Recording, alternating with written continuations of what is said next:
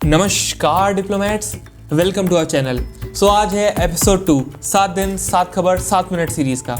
Weekly highlights और analyse हम आपको इस सीरीज में देते हैं। एपिसोड 1 की लिंक आपको डिस्क्रिप्शन में मिल जाएगी। सब्सक्राइब नहीं करा है तो कर लीजिएगा। बिना किसी देरी के शुरू करते हैं, तो बने रहिए दी भारतीय डिप्लोमेट के साथ। पहली खबर आ रही है इंडिया और इंडिया की स्टेट्स की जीडीपी को लेकर। इंडिया की फाइनेंशियल ईयर 2024 की जीडीपी ग्रोथ रेट है 6.2%, जो कि पूरे वर्ल्ड की फास्टेस्ट ग्रोइंग इकोनॉमी है। जी हाँ, एक बार के लिए लग रहा था कि इंडिया इतना ग्रो नहीं कर पाएगा। फ्रांस, जर्मनी, यूके, इनका एक क्वार्टर नेगेटिव में भी चला गया था। इंडिया ने सबको आउट परफॉर्म करा है और बन चुका है फास्टेस्ट ग्रोइंग इकोनॉमी। जैसे कि कोई भी टीम किसी प्लेयर्स के बिना अधूरी है, वैसे इंडिया की स्टेट्स के बिना अधूरी है। ये दे सकते हैं इंडिया जीडीपी का कंट्रीब्यूशन बाय डिफरेंट स्टेट्स। ये ऑफकोर्स 2021-22 का डेटा है, अभी अपडेट नहीं हुआ है।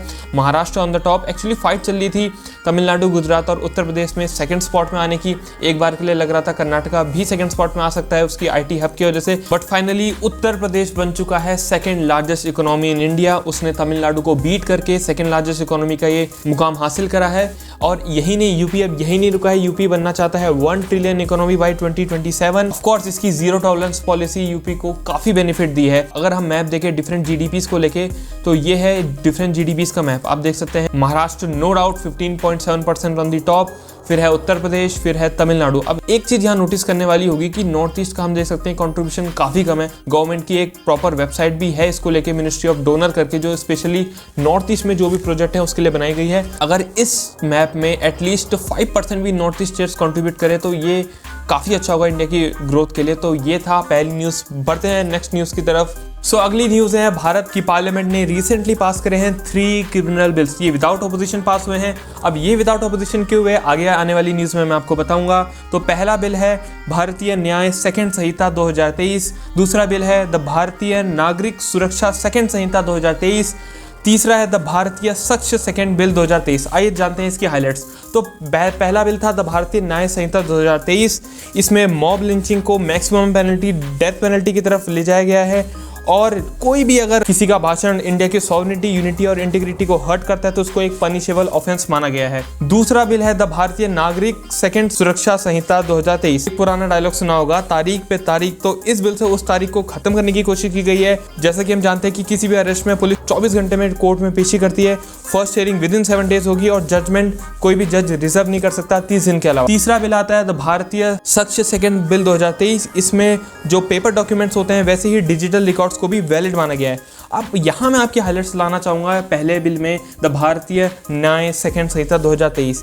इसमें बताया गया है कि किसी भी वुमेन को मेंटली डिस्टर्ब करना एक पनिशेबल ऑफेंस है। पर यहाँ एक चीज हम यहाँ नोटिस करना चाहेंगे कि कोई मेंस के मेंटल हेल्थ के बारे में बात ही नहीं कर रहा। देखिए, वुमेन्स के मेंटल हेल्थ के इस मामले में हर किसी इंडियन को, हर भारतीय को सपोर्ट करना चाहिए, डेफिनेटली करना चाहिए।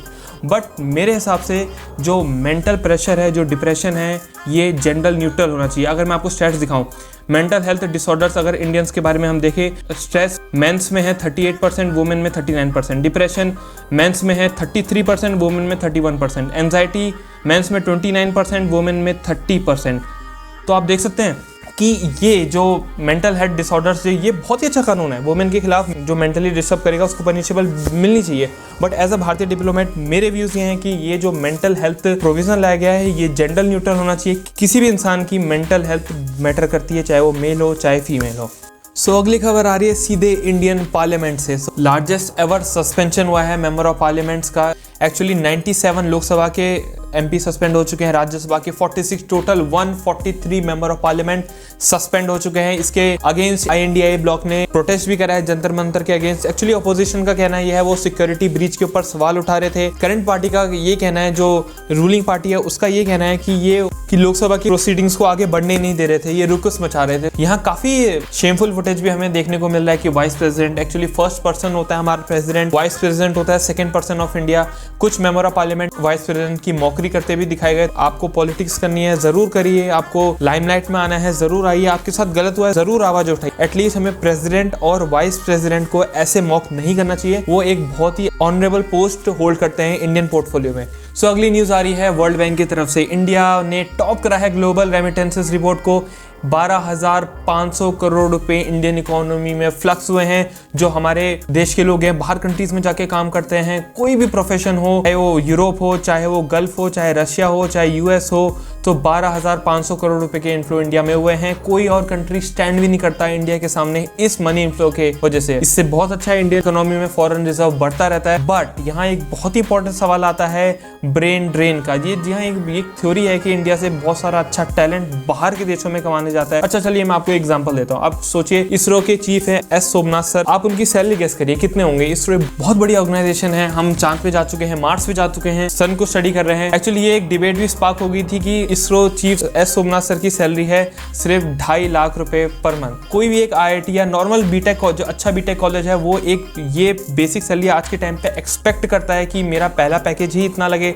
IT एलुमनाई की बात कर रहा हूं मैं। तो एक ये इंडिया को सोचना पड़ेगा कि जो हमारा जो ऐसा ब्रेन ड्रेन हो रहा है उस पर भी ध्यान दिया जाए। जो डिजर्विंग लोग हैं जो इंडिया की सक्सेस में कंट्रीब्यूट कर सकते हैं, डेफिनेटली इन्होंने पैसा नहीं चुना, देश को चुना, देश को सर्व करना चुना, पर डेफिनेटली काफी कुछ इसमें इंप्रूव किया जा सकता है सरकार के द्वारा। सो हनी सिंह के कमबैक के बाद ये कमबैक आई थिंक किसी को भी पसंद नहीं आने वाला है। ये है कोविड-19 से रिलेटेड।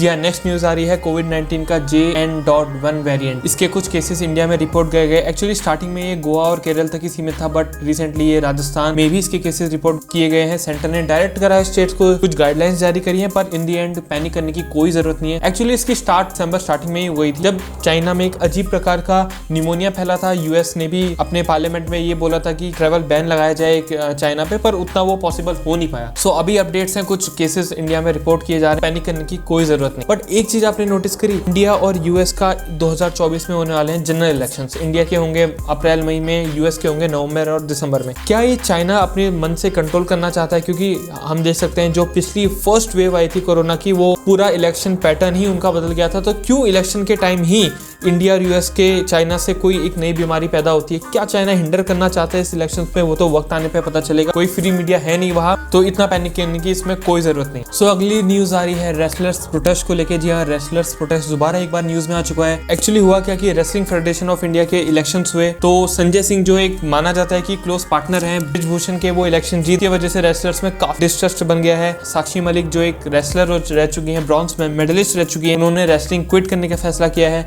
बजरंग पूनिया ने अपना पद्मश्री रिटर्न करने का फैसला किया है। और ये उस टाइम पे हुआ है जिस टाइम पे ओलंपिक्स को हार्डली 6 से 7 महीने बचे। आप सबको पता है अगले साल होने वाले हैं ओलंपिक्स, जो कि पेरिस फ्रांस में होने वाले हैं, जुलाई अगस्त के टाइम पे है। तो ये आई थिंक गवर्नमेंट को या इंटरवीन करना चाहिए, कुछ ना कुछ ऐसा सोल्यूशन निकालना चाहिए जिससे दोनों पार्टीज सेटलमेंट कर लें, और क्योंकि इससे इंडिया की परफॉर्मेंस डेफिनेटली हैम्पर जरूर होगी अगले साल। तो अगली न्यूज आ रही है तमिलनाडु से रिलेटेड। जी हाँ, चेन्नई में इस बार काफी भयंकर फ्लड्स आ रखे हैं। अभी एक्चुअली वीक्स हो गए हैं, फ्लड्स रुकने का नाम नहीं ले पा रहे हैं। जैसा कि हम मैप देखें तो हम सबको पता है, जिसने भी बेसिक जीके पढ़ी है उसको पता है कि यहाँ से रेन आना शुरू होती है, यहाँ से इंडियन मानसून शुरू होता है, सबसे पहले वेस्टर्न घाट को हिट करता है। जब रिट्रीटिंग मानसून होता है तो आते आते वो सदर्न आंध्र प्रदेश और चेन्नई में भारी बारिश करके जाता है, जिससे फ्लड्स की भी सिचुएशन पैदा हो जाती है। तो यही हो रखा है आज के टाइम पे। गवर्नमेंट ट्राई कर रही है पूरा सेंटर की तरफ से हेल्प करने का। इंडियन आर्मी, इंडियन एयरफोर्स सब रेस्क्यू में लगे हैं कि कैसे ना कैसे करके सिचुएशन को कंट्रोल करा जाए और ये फ्लड्स कैसे भी करके खत्म करे जाए। सो ये था इस हफ्ते का वीकली क्रक्स जो मैंने आपको प्रोवाइड करा है। लिखिएगा जरूर कमेंट सेक्शन में ये वीडियो आपको कैसे लगी। बहुत बहुत धन्यवाद वीडियो देखने के लिए। सब्सक्राइब जरूर कीजिएगा, आने वाले बहुत अच्छा कंटेंट आने वाला आने वाले टाइम पे।